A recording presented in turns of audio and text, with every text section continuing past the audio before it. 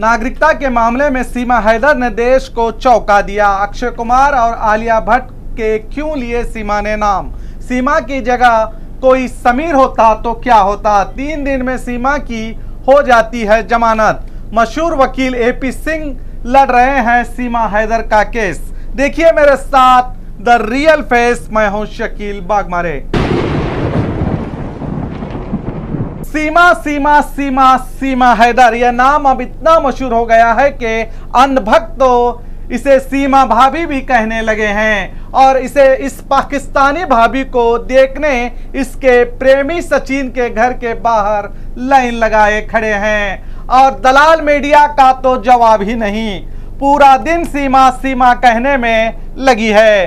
सीमा का इंटरव्यू लेने वो भी लाइन में लगे हैं, जबकि देश का एक राज्य मणिपुर जल रहा है। मगर इन दलाल मीडिया को गैर कानूनी तौर पर भारत में घुसने वाली सीमा की पड़ी है। जरा सोचिए, एक औरत गैर कानूनी तौर पर भारत की सरहद पार करके भारत में रहती है, उसकी जब जानकारी पुलिस को दी जाती है तो पुलिस उसे और उसके प्रेमी को पकड़कर जेल भेज देती है और मुकामी कोर्ट उसे 3 दिन में जमानत दे देती है। फिर क्या दलाल मीडिया सरकार पर आवाज उठाने के बजाय सीमा हैदर को हीरोइन बनाने में जुट जाती है? जरा सोचिए, पाकिस्तान से एक महिला बड़े आराम से पाकिस्तान से दुबई जाती है और दुबई से नेपाल और नेपाल से सीधे भारत में आ जाती है, कितने आसानी से, वो भी अपने 4 बच्चों के साथ।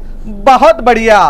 क्या हमारे देश की सुरक्षा एजेंसी कैसी होंगी आप ही सोचिए, जबकि महिला इतनी आसानी से भारत की सरहद पार करके आ सकती है, तो ना जाने अब तक कितने लोग पाकिस्तान से आए होंगे। इस पर कोई सवाल सरकार से पूछा नहीं जा रहा और सब सीमा सीमा कहने में लगे हैं, जबकि देश के एक राज्य में ना जाने कितनी बहन बेटियों की इज्जतों को लूट कर इन्हें मौत के हवाले किया जा रहा है। मगर देश का मीडिया आवाज उठाने के बजाय सीमा को देश की भाभी बनाने में लगा है। जरा सोचिए, अगर सीमा के बजाय कोई समीर भारत आता किसी सिमरन के खातिर मोहब्बत में, तो क्या ये मीडिया और अंधभक्त इसे देश का दामाद बनाते?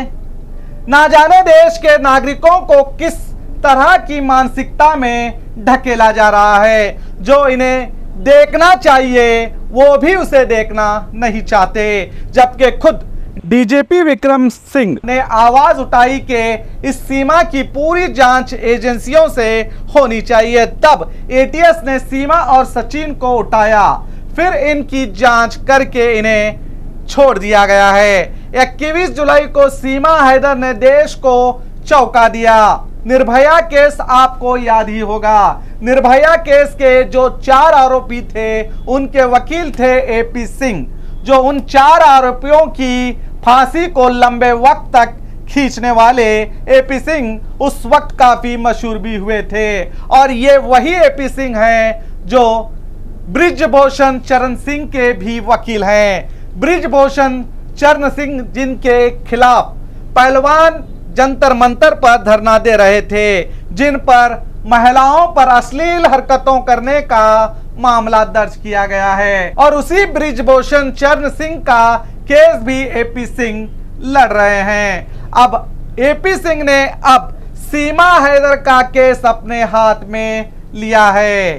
सीमा ने देश को चौंका दिया है और अब इन्होंने ठान ली है कि सीमा हैदर को भारतीय नागरिकता दिलाकर ही रहेंगे। इसके चलते एपी सिंह राष्ट्रपति भवन गए और 40 पन्नों की अर्जी लेकर मर्सरी पिटीशन दी, यानी रहम की अपील की। इस दया एप्लीकेशन में सीमा के तरफ से कहा गया उसने सचिन से हिंदू रीति रिवाजों के अनुसार शादी की है और उसके 4 बच्चे हैं और वो अपनी पति के साथ रहना चाहती है और उसके ऊपर रहम किया जाए और राष्ट्रपति उसे देश की नागरिकता दें। इस पिटीशन में भारत के 2 एक्टर्स का भी जिक्र किया गया है।